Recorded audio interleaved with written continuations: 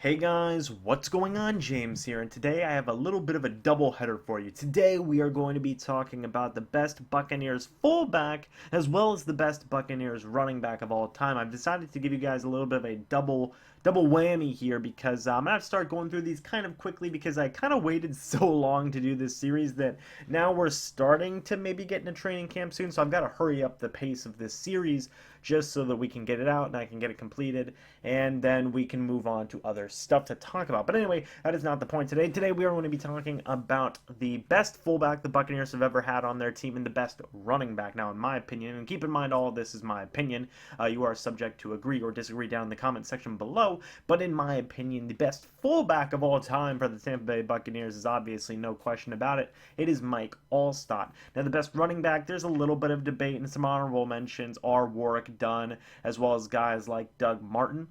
But for my money's worth, I'm going to go with James Wilder as the best Buccaneers running back for the Tampa Bay Buccaneers. I'm going to start with him. I'm going to tell you why he is the best. Now, the first thing that I want to discuss when talking about James Wilder is where he was drafted. Okay, he joined in 1981, so a little bit after Doug Williams joined, and that'll be definitely more apparent. And you can see just definitely in the stats and whatnot as time goes on that Williams played off of James Wilder's dominance there to a certain degree. But anyway, James Wilder was drafted in the second round of the 1981 NFL Draft. Now, we'd like to talk about tall and big running backs in today's drafts. Like, oh wow, Leonard Fournette's a beast. He's like 6 foot whatever and weighs this many pounds. James Wilder is 6'3", and I don't know if this is the weight that he weighed at the time, but he was labeled at 225 pounds. He's a running back, and he's 6'3" and weighs 225 pounds. Just for a little bit of frame of reference for you guys, okay? O.J. Howard, the Buccaneers' first-round pick, not in the last draft, but the draft before that, he is 6'6" and weighs around 242 pounds. So that means that O.J. Howard only has 3 inches of height and only 15 pounds on James Wilder. That's it. And O.J. Howard's a tight end, whereas James Wilder is a running back. Now, to start off his career, he spent a lot of time with the Tampa Bay Buccaneers. He was with them from 1981 all the way to 1989, and then he would eventually go off and join, I believe, the Oakland Raiders and the Detroit Lions in 1990, but that didn't really go anywhere, and he eventually retired after that. So he spent most of his career with the Tampa Bay Buccaneers. But to start off his very frugal career with the Buccaneers, he was not actually the starter during his rookie season. He did have to share time with then starter Jerry Eckwood. So if you that's a little bit of a trivia question there. Name a Buccaneers running back. Jerry Eckwood. Anyway, it's not the point.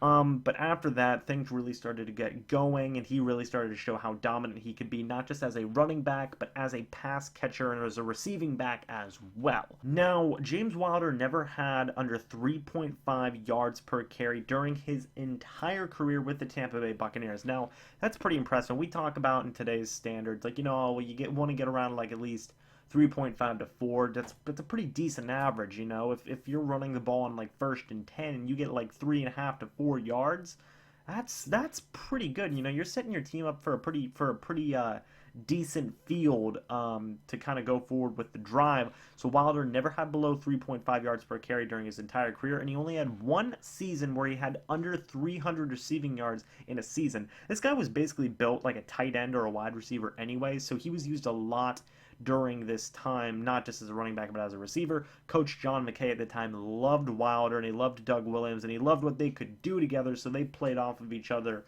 a lot. Now, Wilder only made one Pro Bowl with the Tampa Bay Buccaneers, but his best seasons came in 1984 and 1985. Now, in 1984, he had 1,544 rushing yards and 685 receiving yards to finish off that year. He actually almost broke the record, and he was trying to set it, and Coach John McKay wanted him to set it, but he actually did not get around to breaking that record or anything like that. And then in 1985, yes, he took a step back, if you want to call it that, but 1,300 rushing yards, and then followed that up with 341 receiving yards, and you can just see how much of kind of a dynamic running back he was. Obviously, 1984 being the best year out of his entire career, where he had over 2,000 total scrimmage yards. There's not a lot of running backs who can say that they've done that. Actually, a very few amount. You think of guys like Marshall Faulk, guys now currently like David Johnson, who are these dynamic running slash receiving backs. And James Wilder was, you could say that if James Wilder was at his peak, he was right up there with those guys. And he's one of the guys who can say that he's in the 2,000 total scrimmage yards category. He can hold that title. And then, at the time, Wilder in 84, 85, just the rest of his career, he did actually set a couple of NFL records when he was with the Buccaneers. He set an NFL record for most carries in a game with 43, and he set records at the time for most carries with 407, and for most touches, 492 in a single season. All of those since then have been broken, but at the time, those were pretty astronomical numbers. That was pretty ridiculous to get that kind of usage rate and that kind of amount of carries, not just in a game. 43 carries in a game. Imagine today if you gave a running back 43 carries in a game. He would probably die.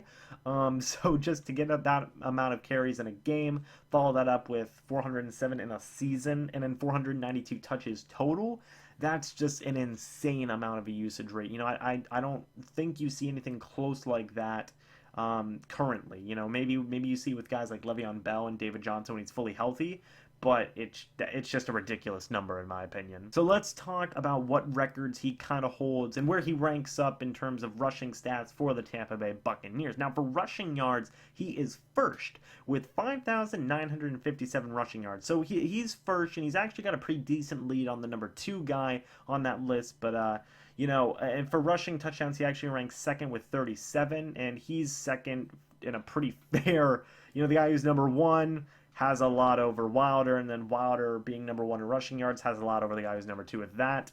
He's just kind of, it's a fun little thing to compare stats between these two guys because they were so influential.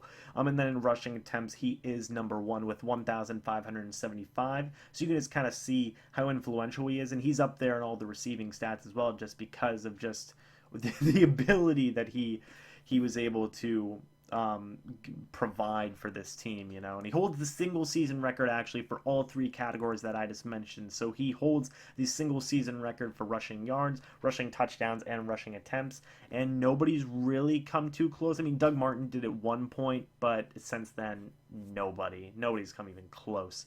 Now, he played in 113 games for the Tampa Bay Buccaneers, most ever by a running back. Now, there were a couple of guys who were kind of close, maybe like Doug Martin, Warwick Dunn, but that's actually number 1 by a pretty decent margin. And that's actually 6th all-time most games played for the Tampa Bay Buccaneers. So since 1976 all the way to currently in 2018, you can imagine how many years that is.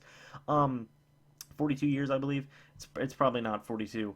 Or yes, it is actually. It's 42 years. The 42 years that the Bucs have been a team, Wilder is still 6th all time for most games played by a player, and he started his career in 1981, only 5 years after they became a team. So that's a pretty impressive number right there anyway. And his legacy is continued on by his son, James Wilder Jr., who actually played for Florida State a few years ago, and now he currently plays in the CFL after having bounced around to a handful of teams in the NFL, and hopefully he can come back and continue his father's legacy, maybe for the Buccaneers, just maybe in general in the NFL. I don't know, it's kind of fun to watch James Wilder Jr. go out there and perform, just because, it kind of reminds you of his dad in a way. But now that we've talked about James Wilder, I want to talk about a guy who's right up there with him in terms of just rushing pedigree, and that is Mike Alstott, a fullback, right? And I know what you're thinking, James, he's well, okay, if you're a Bucs fan, you know that Mike Alstott's a beast. The A-Train, man. He's the A-Train. But, I'm sure if you're a general NFL fan, you don't really think a lot when you think about a fullback, but Mike Alstott was not your average fullback. Now, Alstott was drafted in the 2nd round of the 1996 NFL Draft, and he was 6'1", weighing in at 248 pounds. Oh, I wouldn't want to run into a guy like Mike Alstott on a football field. That sounds like it would be painful. but he did end up playing his entire career with the Tampa Bay Buccaneers, which not a lot of people can say that they retired. They played their full career and retired as a Tampa Bay Buccaneer. Not a lot of people. He was with the team from 1996 all the way to 2007, so he lasted a very long time, 11 years. And that's pretty darn impressive. He is a Super Bowl champion, a 6-time Pro Bowler, a 3-time first-team All-Pro, and a 1-time second-team All-Pro. So he's definitely one of the more decorated players the Buccaneers have ever had. He really went out of his way to prove that fullbacks could still be used as power runners and still be used effectively as short yardage rushers and just valuable players overall on a team. Because during this time when he was drafted in 1996, this mentality was changing for fullbacks. You know, back in the day, you know, fullbacks were used about just as much, if not maybe a little bit more, than running backs. You know, they were a valuable part of the team. You know, you'd get fullback dive, you would have fullbacks swing out and catch passes. That's just kind of because fullbacks were, you know, just used a lot more. It was a different playbook. It was definitely a more run-heavy oriented league.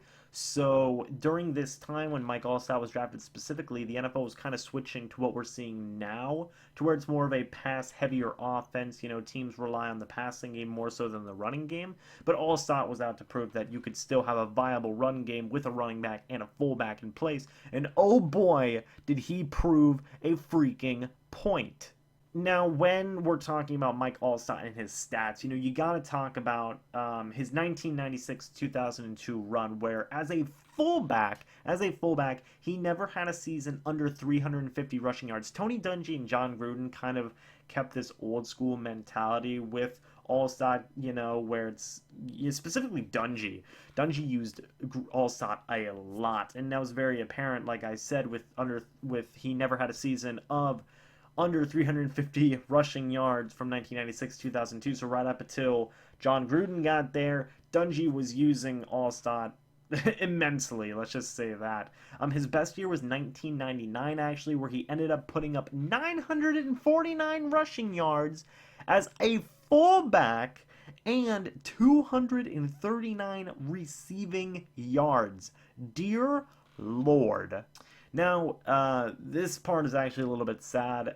You know, obviously he did play his whole career with the Tampa Bay Buccaneers, but his career was eventually cut due to a neck injury after a long and very successful year with the team. During his last couple of years, you know, back in 06, 05, 06, 07, he was dealing with these injuries, his neck problems, and he was signing these one-year deals with the team, but he never really got around to playing from around 05 to 07 due to these neck problems, which did eventually force him to retire after years of contemplating it. And it's very unfortunate because, you know, for a guy like Mike Allstott, who contributed so much to the team and even won a Super Bowl with them, it just sucks to see him go out with such a unfortunate circumstance as a neck injury. But I was very happy to find out that, yes, obviously, and to see that, you know, he was able to play his entire career with the Tampa Bay Buccaneers, and they were keeping him on these one-year deals, maybe just as a way of saying, you know, you've provided us with so much, Mike, we're going to keep you here until you decide you want to go. Something like that. But, you know, all the sad stuff out of the way, let's take a look into some stats. Now, like I talked about James Wilder earlier, Mike Allstott is the guy who's been up there with him. You know, him and James Wilder, they're the two guys up there. You know, they exchange leads for certain types of rushing stats. You know, they're the top two guys, and it's not even particularly close for anybody else. So for rushing yards, he's actually number 2 behind Wilder with 5,088 rushing yards as a fullback. Now, for rushing touchdowns, he does end up beating out James Wilder, and he's number 1 with 58 rushing touchdowns. So you can see the difference between Allstott and Wilder. Allstott with 58, Wilder with 37. Pretty big difference in my opinion. And then in rushing attempts, he is number 2 to Wilder's number 1 with 1,359 rushing attempts, so it's still very good under most circumstances. And then he's actually played in 158 games for the Tampa Bay Buccaneers. Like I said, 11 years with the team. Those games will start racking up, and that's actually 3rd all time for the Buccaneers. I'm sure we'll get into the top 2 later on in this series. But all in all, Mike Allstott and James Wilder, they were two guys who provided such an amazing dynamic ability at different eras for this Buccaneers team, but they both kind of provided a sense of powerful running as well as a very decent receiving game to go behind their powerful running. So all in all, I was very proud of both these guys. Going back, watching through highlights of James Wilder and Mike Allstott, I was very impressed with what I saw, and it makes me miss them, man. It makes me miss all these players that I'm going to be talking about, but I'm so happy that they were able to be part of this Buccaneers history, and we can hang our hats on Mike Allstott and James Wilder because they made an impact not just for the Buccaneers, but for the NFL in general with set records, joining certain types of clubs, winning awards, and winning a Super Bowl in the case of Mike Allstott. All in all, they were just wonderful players, and I'm so happy to have them as a part of the Buccaneers history. But let me know what you think down in the comment section below. Do you agree with Mike Allstott being the best fullback ever for the Tampa Bay Buccaneers? And do you agree with James Wilder being the best running back for the Tampa Bay Buccaneers? If not, who would you rather have in those positions? I know Allstott's probably a safe bet, but for James Wilder, maybe you could say Warrick Dunn. I'm sure not a lot of people are going to say Doug Martin, but a lot of people like Warrick Dunn. So if you agree, if you disagree, let me know down in the comment section below. And I'm going to be coming out with more of these. Next it's probably going to be wide receiver and tight end. It's probably going to be another double one for you guys. We'll see. But yeah, if you have any more suggestions for any types of videos, guys, again, leave them down in the comment section below as well. And I do hope you all enjoyed. And as always, I will see you in the next video. But until then, goodbye for now, guys. See ya.